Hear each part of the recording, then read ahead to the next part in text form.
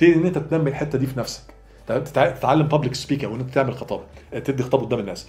وبعدين ايه، تدي خطاب، تحط نفسك في موقف ان انت تدي خطاب او خطبه. لما تدي خطبه بتسمع رد فعل الناس، او مثلا مديرك او اي حد انت بتهتم الامر وعارف ان هو هيدي لك فيدباك صح او رد فعل مظبوط. بتسمع رد الفعل انت شايفه كويس جميل، يبقى انت ماشي صح.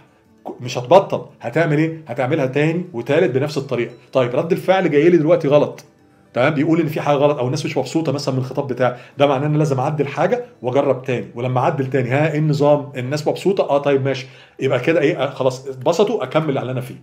الاساس كله ان انت بتعدل نفسك، يا اما بتكمل على اللي انت فيه، يا اما بتعدل نفسك بناء على رد الفعل اللي بيجي لك او الفيدباك اللي بيجي لك، وبتفضل مستمر وتكمل وتكمل. مفيش حاجه اسمها ان انا بنمي مهاره وانا ما جربتهاش. مفيش حاجه اسمها ثقتي بنفسي تجيلي الاول وبعد كده هقدر ان انا اخد الخطوه الفلانيه. ده كلام مش هيوصلك لاي مكان في حياتك، العكس هو الصحيح.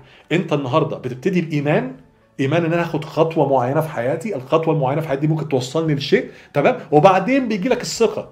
لما انت بتاخد الخطوه دي، وحتى لو فشلت بس عندك العقليه ان انا هعدل وهعمل تاني وهعدل واعمل تاني، ساعتها بيجي لك الثقه بالنفس. وهنا بقى ايه، هتحصل حاجه جميله جدا في حياتك. ايه هي؟ لما ثقتك بنفسك بتعلى في الحته دي، لغتك لنفسك بتختلف تماما في